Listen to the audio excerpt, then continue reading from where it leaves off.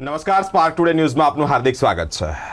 As per V talk earlier on budget, Bharat દેશનું budget. કેન્દ્રીય મંત્રી નિર્મલા સીતારામનજીએ આજે બજેટ રજૂ કર્યું. તેમાં અલગ અલગ વર્ગોની અપેક્ષાઓ સંતોષાય કે કેમ તેની ચર્ચા કરવા માટે અમારા સ્પાર્કના સ્ટુડિયો પર તમામ બહોળો અનુભવ ધરાવતા ચાર્ટર્ડ એકાઉન્ટન્ટ સાથે જ કંપની સેક્રેટરીને ઉપસ્થિત કર્યા છે. ફરી એકવાર central Gujarat chambers of tax કન્સલ્ટન્સીના તમામ જે એમ્પ્લોયઝ છે તેઓ પણ જોડાયા છે. તમામનું સ્પાર્ક ટુડે ન્યૂઝમાં હાર્દિક સ્વાગત છે. શું કહેવા માંગો છો આજનું બજેટ?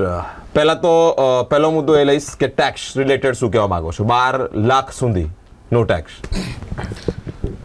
આપણે સૌ જાણીએ છીએ કે આજે રોજ નિર્મલા સીતારામન આપણા ફાઇનાન્સ મિનિસ્ટરે જેમનું 8મું બજેટ રજૂ કર્યું અને જે બજેટને ખાસ કરીને એમને વધારે ભાર આપીને મધ્યમ વર્ગ પર બહોળો ભાર આપી અને બજેટ રજૂ કર્યું. એની અંદર એમને ખાસ અનુલક્ષ્યું છે કે મધ્યમ વર્ગને ઝાઝો બેનિફિટ મળે એવા દરેક પાસાઓ એમને સાંકળી લીધા છે.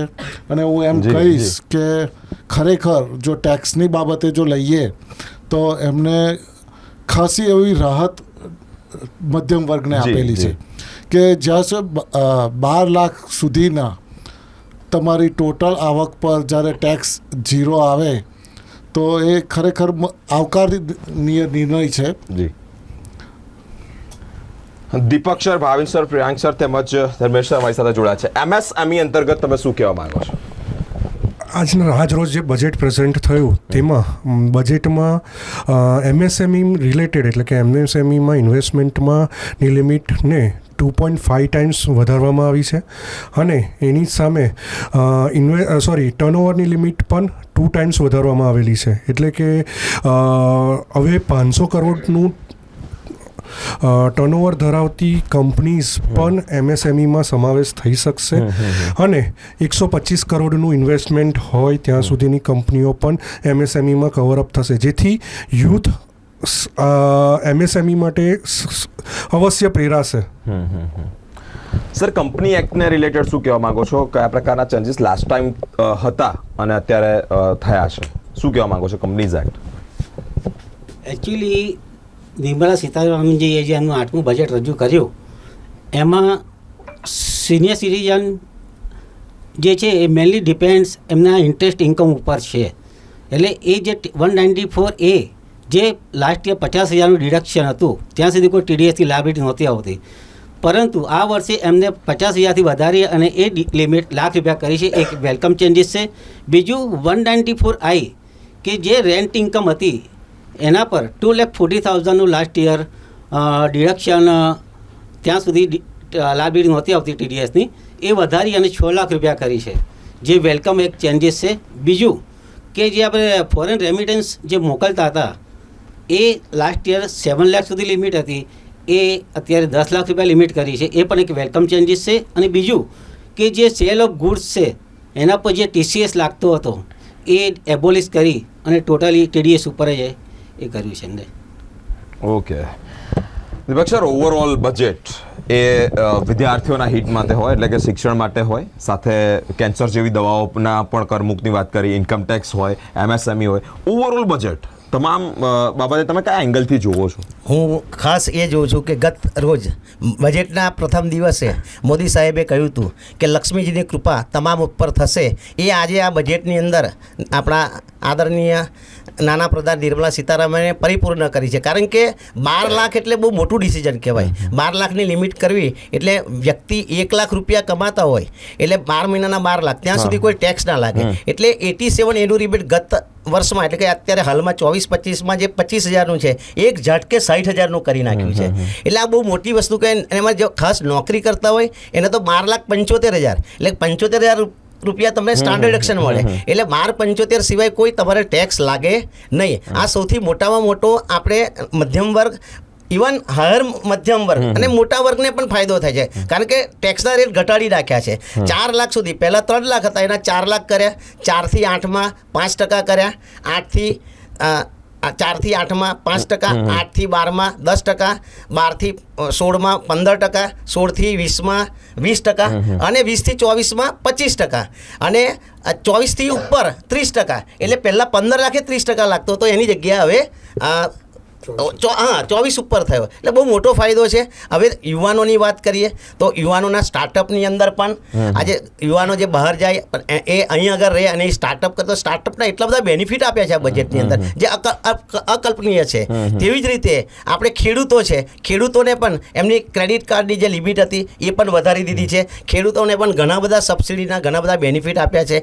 યુવાનો પછી એ બાદ મહિલાઓ એમને પણ સ્વાવલંબનની યોજનાઓ માટે એમને ખૂબ એના પ્રોવિઝન કર્યા છે. એટલે ટોટલ બજેટ આપણે કહી શકીએ કે સબકા સાથ, સબકા વિકાસ, સબકા વિશ્વાસ ઓર સબકા પ્રયાસ એ અંતર્ગત આ બજેટ ખૂબ બોલ્ડ બજેટ અને ખૂબ આજે હાલમાં જ્યારે વિશ્વ મંદીની અંદર ઝઝૂમી રહ્યું છે સમગ્ર વિશ્વ, ત્યારે ભારતે આજે બિલકુલ આત્મનિર્ભર થઈને અને પોતાની નિર્ભયતા સાબિત કરી ઘણો મોટો લોસ 1 લાખ કરોડથી વધારે એમને ઇન્કમ જતી કરી છે. ત્યારે એ બહુ મોટું સરાહનીય પગલું છે. અને ભવિષ્યની અંદર જે આપણે વિકસિત ભારત 2047 જે બનાવવાનું છે એની દિશાની અંદર એનું આ જ્યારે પણ આ વર્ષ આવશે 2047નું, ત્યારે 2025ના વર્ષનું બજેટ એ ચોક્કસ ધ્યાને લેવાશે. અને નિર્મલા સીતારામનને આ બદલ ખૂબ ખૂબ અભિનંદન પાઠવું છું.